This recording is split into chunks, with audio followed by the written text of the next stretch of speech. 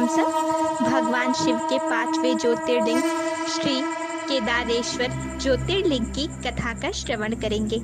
तो श्री सूत जी बोले, हे ऋषिगणों, भगवान विष्णु के नर नारायण नामक अवतार ने बद्रिकाश्रम में तपस्या करनी प्रारंभ कर दी।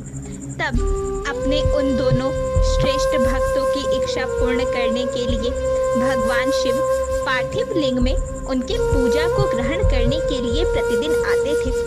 इस प्रकार नर नारायण को भगवान शिव का पूजन करते करते बहुत समय व्यतीत हो गया।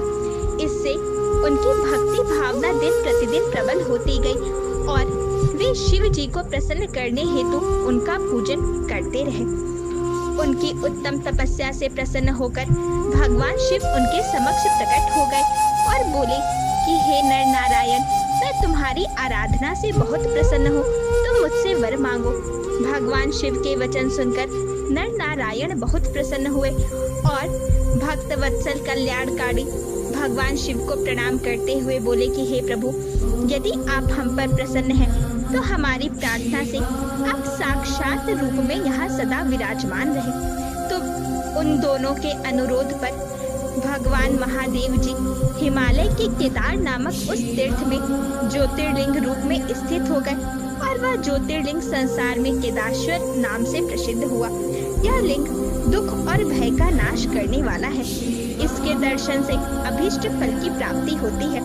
कहते हैं कि जो भक्त शिवलिंग के निकट भगवान शिव के रूप में अंकित वलय पर कंकड़ या कड़ा चढ़ाता है, उसे उनके वलय रूप के दर्शन होते हैं तथा उसके सारे पाप नष्ट हो जाते हैं। केदार तीर्थ का दर्शन कर केदारेश्वर लिंग का पूजन करने एवं वहां जाने के पश्चात वहां का जल पीने से मनुष्य जीवन मरण के चक्र से छूट जाता है और मोक्ष प्राप्त कर लेता है।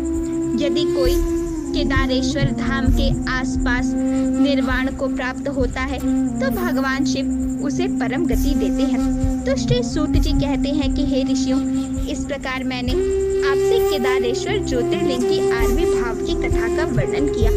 ओम शांति ही शांति ही शांति ही।